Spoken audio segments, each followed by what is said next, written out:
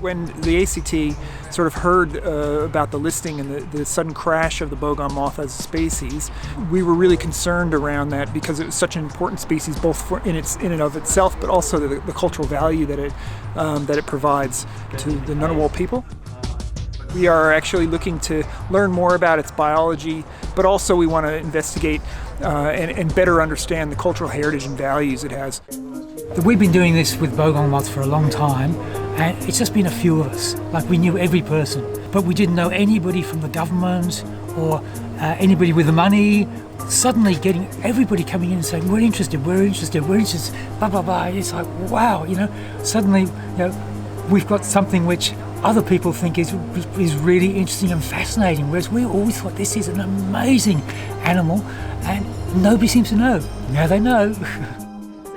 Until recently, there were 4 billion of them migrating every year, and people have learnt so much about them, but there was never the conservation focus. It wasn't until that major drought and those other issues that there was an estimated 99.5% collapse in the moths. They're such an amazing species, but there are so many knowledge gaps. There are so many actions we need to take, and there are so many ways that we need to help the bogong moth and its recovery.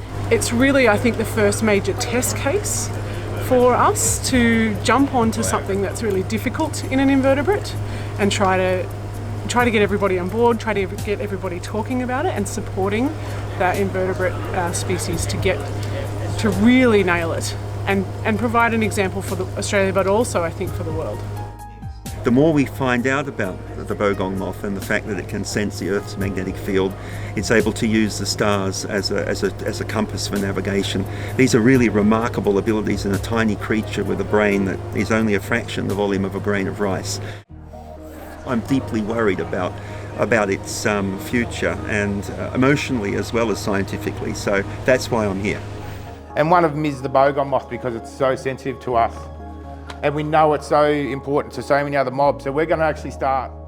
The intention is to have a call to action, so exactly what that's going to be is going to be developed over the coming days, both here in the more science workshop and also in the cultural heritage workshop. The two together are going to come up with a range of potential actions that can be taken. Oh, it's been a fantastic event, actually. It's the first Bogong Moth Workshop that I know of, and I only had met a very small fraction of the people in this room beforehand, but what I've come away with is a feeling that I'm not alone in my worries about this iconic insect. It touches a lot of people across the entire community.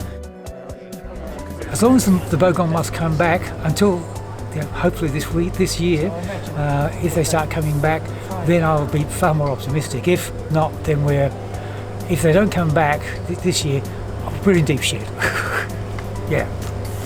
State my appreciation for Carrie and also for the rest of the team for putting this together. So Carrie's been amazing.